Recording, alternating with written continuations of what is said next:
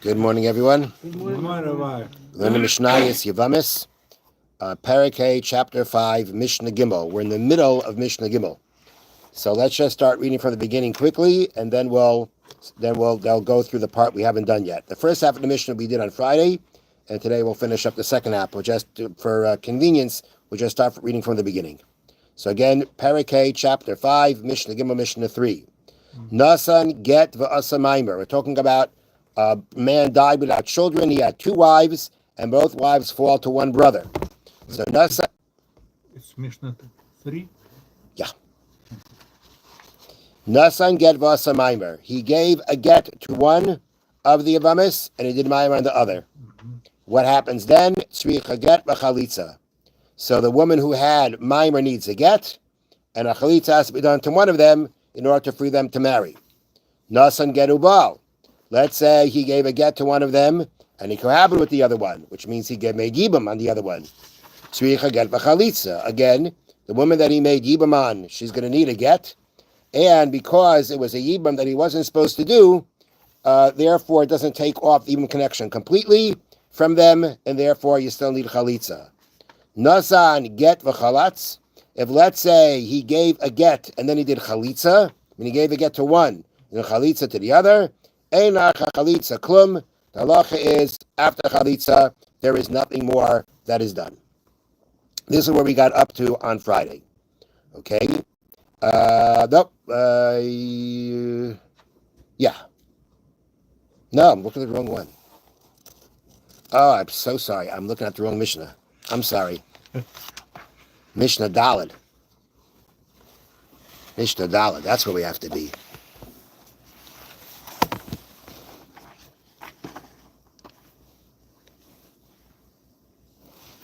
Okay. Mishna Daled. All right. This is the one. Let me just make sure I get this one right. Yeah. Okay. Mishna Daled. Start it again. We're talking about two Yevamos and one Yevim. Ketzad. How do all the cases come together? So Maimer Bezu and Maimer Bezu. He did Maimer on one woman, on one wife, and then Maimer on the other wife. He did it on both of them, on both of his brother's wives that fell to him for Yibam. Tzrichais Shnei Gittin L'Chalitza. Each one needs their own get because they had Kedushin done to them, and then one Chalitza will take off the Yibam bond from both of them. Maimer Bezu v'get Lezu. He did maimer on one of the wives, then he gave a get to the other wife. Tzricha get b'chalitza. Then you need get and chalitza. The woman who had the maimer needs a get, she needs a divorce, and you need chalitza in order to take off the yibam bond from both of them. And you could do that with any one of the wives. Maimer bezu abal lazu. He did maimer on one, and then he cohabited with the other, which means that he did yibam on the other one, which he wasn't allowed to do, but he did it. Tzricha shnei gittin v'chalitza. Again, you need two gittin, two divorces, and a chalitza. The person who had Maimer was married, she needs a get. The one who he cohabited with, according to Torah law, she became his wife through Yibam.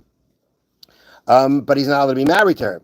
So therefore, both women need a get, and you need a chalitza, because even though there was a Yibam done, since it was done, it wasn't allowed to be dane.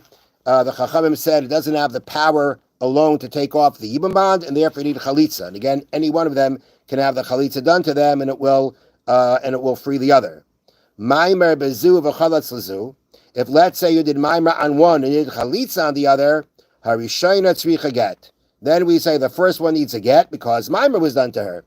But once the chalitza is done, that takes off any kind of yibam bond, and there's nothing more that needs to be done. Okay, this is what we did on Friday. Okay, now we continue. Get lezay v'get lezay. He gave a get to one wife, and he gave the get to the other wife, meaning not his wives. Talking about the two wives that were widowed from his brother, and they both fall to him for Yibam. So he gave a get to one and a get to the other.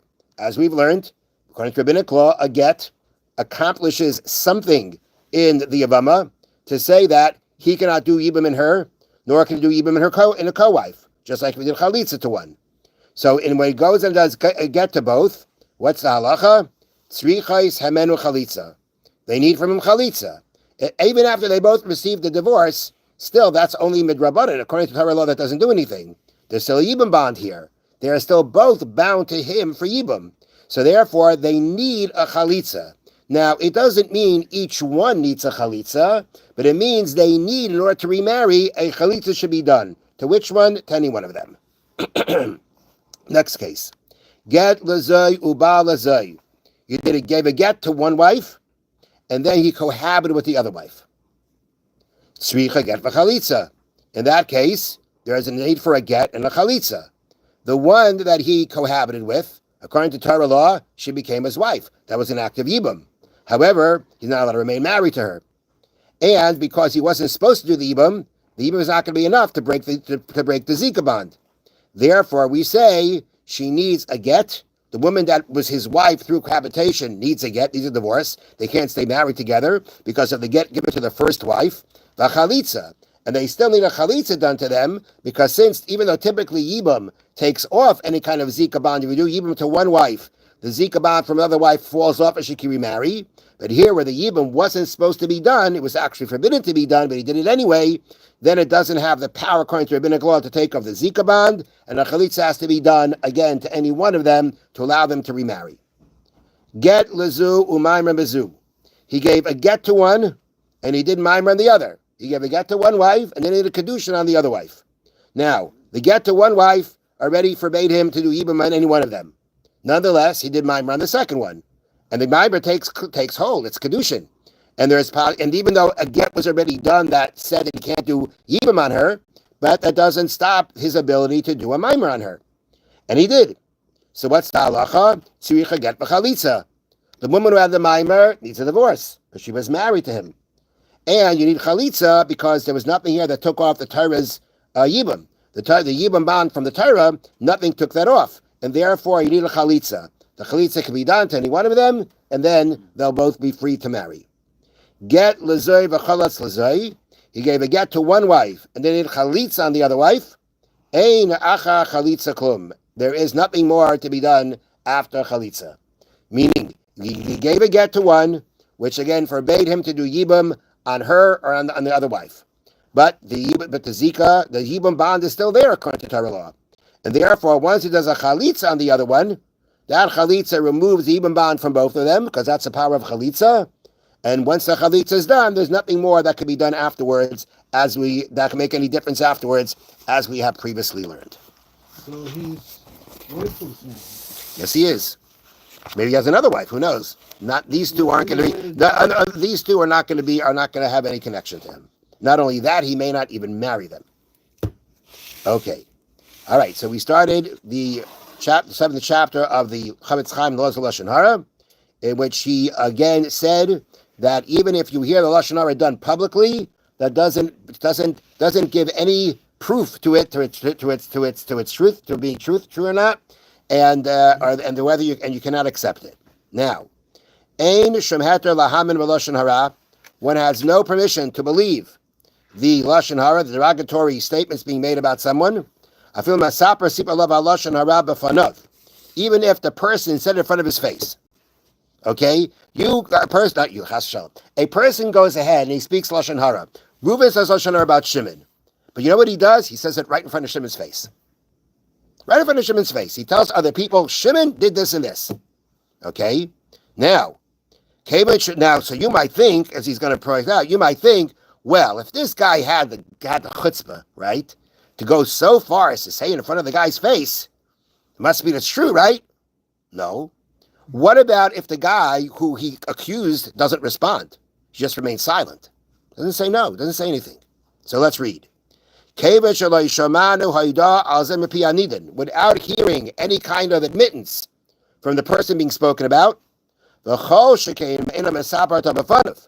all the more so if the guy's not here. Meaning, even if the guy's here, but he remains silent, that does not give you permission to believe what's being said. And all the more so if the person if the person saying it is not saying it in front of the guy's face. Rak oimer, but you know what he says, this guy? He says, if he would have been here, I would have said it in front of his face. You know, all these kinds of things that people use to go ahead and give credibility to what they're saying. Okay? That's even less basis to believe.